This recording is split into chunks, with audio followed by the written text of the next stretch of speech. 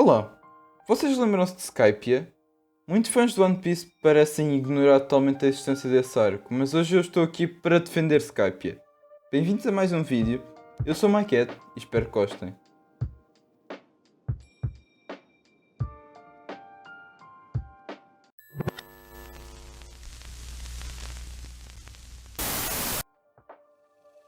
Porquê que ignoram Skypiea? Eu nunca entendi. Para mim esta ilha está sem dúvida nenhuma entre os melhores arcos do One Piece. Um dos argumentos mais comuns é que este arco é inútil para o One Piece no geral. Outro é que é demasiado longo, e há ainda quem diga que a vitória do Luffy é forçada. Eu discordo com a maioria dessas afirmações, e já vou explicar porquê.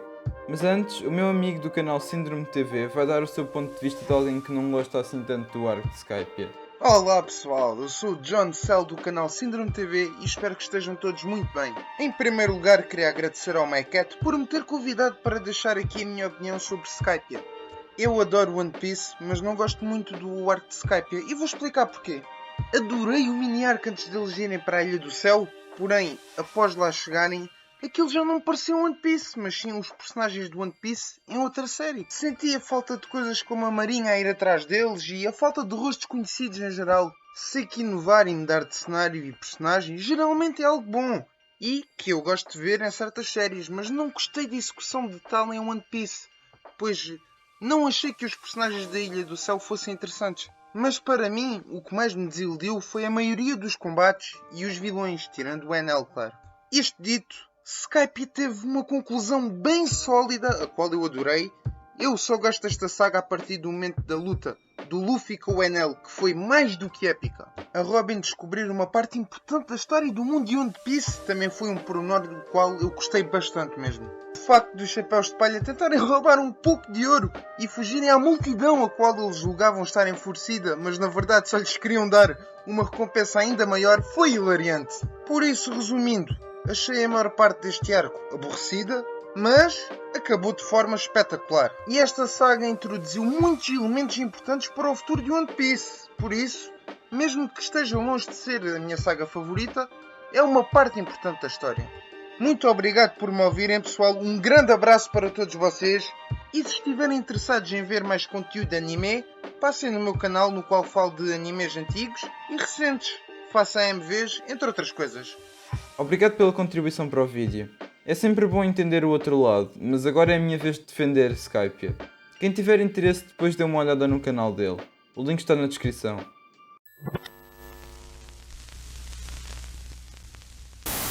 Skypiea não é inútil de todo. Na verdade, esta ilha, tal como a maioria das ilhas do One Piece, tem várias funções diferentes para o progresso da história como um todo. Se não fosse Skypiea, não teríamos desenvolvimento praticamente nenhum por parte da Robin, do Usopp e do Chopper, antes de chegar a Long Ring Long Land e Water 7.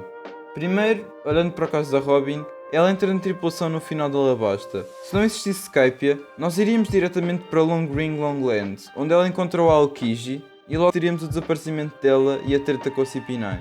É graças à existência do arco de Skypiea que sentimos que ela é parte do grupo, porque se não fosse o desenvolvimento dela na Ilha do Céu, não acho que o público teria qualquer tipo de impacto ao vê-la ser perseguida e raptada pelo governo mundial. É na Ilha do Céu que a vemos interagir com a tripulação e ter a sua primeira luta em nome dos Chapéus de Palha. E, acima de tudo, é ela a primeira a encontrar Shandora, a cidade do ouro, e a entender o que aconteceu com a outra metade da Ilha de Jaya.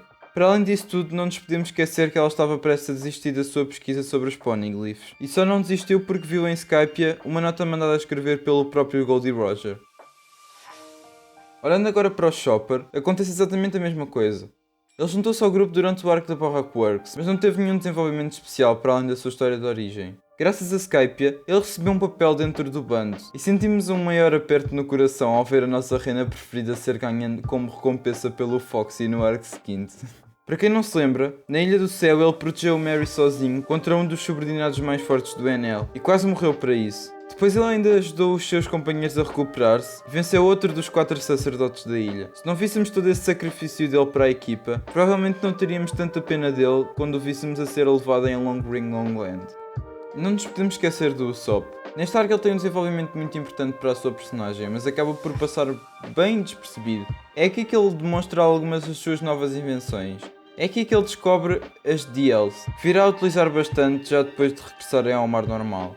E acima de tudo, é que ele vê o fantasma do Merry a reparar-se sozinho, algo que será importantíssimo para motivar a sua luta contra o Luffy em Water 7 e posteriormente a sua saída da tripulação. Resumindo, acho que Skype é super importante para o desenvolvimento de imensas personagens, apesar de não se notar facilmente, o que já demonstra que é bastante útil para a história em geral.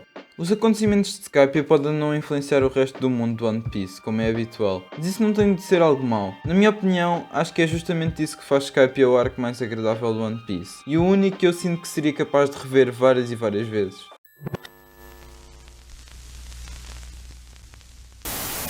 Tudo na história de Skype é novo e encantador, algo que não poderia ser alcançado se a história da ilha fosse diretamente relacionada com o resto do mundo do One Piece. Para mim, a Ilha do Céu é uma lufada de ar fresco. Funciona como um descanso do típico ambiente de fuga da marinha. Na Ilha do Céu não há marinha. Há, por outro lado, inimigos muito mais interessantes. E não estou a falar dos guardas do umbigo, apesar desses também serem geniais. Estou a falar do Exército de Cabra, dos 4 sacerdotes do julgamento, dos guerreiros Shandian e principalmente do Enel. Quando eu era criança, vi esta parte do One Piece na TV e ainda não sabia usar a internet como deve ser, ou simplesmente não me lembrei de a usar. Não sei. A única coisa que eu sei é que o hype criado em cima de quem será o tal deus da ilha é tão bem feito que eu andava ansioso para o episódio em que mostrariam o rosto do Enel. Eu juro que quando vi pela primeira vez senti medo. Sem exagero, medo real. É claro que era por ser criança, mas o facto é que também vi ela abaixo enquanto era criança e não sentia algo tão forte pelo Crocodile. Para além disso, o design e os poderes do Enel são tão fixes que até hoje é o meu vilão preferido do One Piece. E não acho que a vitória do Luffy é forçada. Eu até acho a explicação de que a borracha não conduz eletricidade muito mais plausível do que simplesmente dizer que atacar um tipo feito de areia com água surte mais efeito. De qualquer das formas, pondo o Enel um pouco de lado, todos os inimigos secundários também são interessantíssimos. Os guardas do umbigo e os guerreiros cabra não são muito levados a sério, mas mesmo assim prefiro-os a qualquer exército de figurantes da marinha. E em relação aos 4 sacerdotes do julgamento, eu acho que a construção do conceito de caminho do julgamento é tão boa e a luta do Luffy, do Sanji e do Usopp contra o gajo das bolas são tão boas que não tinha como não amar os outros 3 líderes do julgamento. Para terminar, quero só fazer uma menção honrosa aos Shandians, pela sua história, pela sua motivação ótima, pelos seus designs incríveis, pelas suas armas e sobretudo pela maneira perfeita como eles passam de vilões a aliados num piscar de olhos.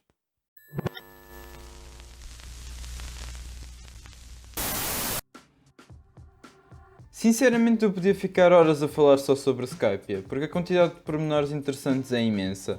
Por isso, decidi reunir todos os pequenos detalhes que me fazem amar Skypiea num tópico só, para ver se convenço os mais céticos de que esta ilha não merece ser esquecida. Só na introdução do arco, em Jaya, temos o Southbird, um pássaro que vira sempre a cabeça para sul, o que só por si já é um conceito super interessante, tendo em conta que em One Piece não existem bússolas normais que apontem diretamente para os pontos cardeais. Vemos pela primeira vez o Teach, temos a cena épica do knockout do Luffy ao Bellamy, com um soco só, e conhecemos o Dom Flamingo. Depois, na Ilha do Céu, temos imensas coisas super únicas que o fandom do One Piece tem tendência a esquecer ou a ignorar, como os diferentes tipos de nuvens que servem de mar, de terra e de material de construção, os guardas da Ilha dos Anjos e as suas armas super fixe que criam nuvens patináveis, nem sei se essa palavra existe, as dials de diferentes formas e diferentes funções que são usadas pelo Usopp durante muito tempo, mas eventualmente acabam por se gastar, a cena da punição do Enel Akonis e o Waver que a Nami tanto ama. Depois do julgamento, temos a separação da tripulação nos melhores grupos possíveis, com o Luffy, o Sanji e o Usopp como uma equipa de resgate, a dupla do Zoro e da Robin, que eu acho que combina super bem, todo o caminho do julgamento, as lutas contra os diferentes guardiões de cada julgamento, a descoberta de que a ilha era, na verdade, a metade perdida de Jaya, que há alguns momentos envolvendo o Going Merry, já referidos anteriormente, como o Chopper a proteger o navio com a própria vida e o Usopp a ver um fantasma. É então que começa a melhor coisa do arco de Skypiea, o jogo da sobrevivência. Para aqueles que não viram ou não se lembram, o Enel usa o seu Haki da observação, aliado ao poder da sua fruta, para prever que dentro de poucas horas, das mais de 100 pessoas naquela ilha, só irão restar 5 pessoas vivas, incluindo ele. Então o Chopper derrota um dos sacerdotes, o Zoro derrota outro, há uma guerra entre os Shandians e o exército do Enel, e o número de almas vivas vai diminuindo cada vez mais. Eu acho isto tão genial porque quando eu era pequeno isto entusiasmava-me de uma maneira que eu nunca vi outra coisa entusiasmar na televisão. No fim das contas, a previsão do Enel só se confirma porque alguns dos sobreviventes saem da ilha e outros ficam inconscientes. Mas de qualquer maneira é uma ideia inovadora para a estrutura de arco do One Piece. Depois ainda temos um dos melhores flashbacks do One Piece, que conta a história do Noland e do Calgara, e explica como metade da ilha de Jaya foi parar ao céu.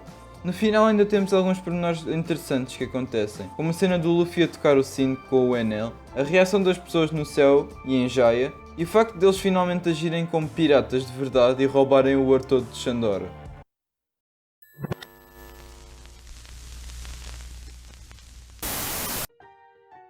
Espero ter convencido os haters de Skype a parar de ignorar a existência deste arco maravilhoso e, sobretudo, parar de tratá-lo como um filler. Porque eu sei que há pessoas que dizem aos amiguinhos novatos em One Piece para saltar Skype. Isso é simplesmente um crime contra a humanidade.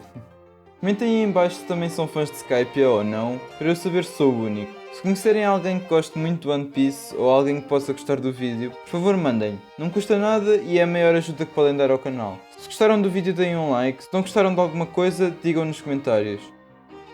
Sigam-me nas redes sociais, Instagram, Twitter e MyAnimeList. Os links vão estar aí na descrição. Muito obrigado a quem viu o vídeo até aqui, só vos espero no próximo vídeo. Vejam One Piece e defendam também aquilo que gostam, mesmo que a maioria das pessoas não consiga apreciar essa perfeição.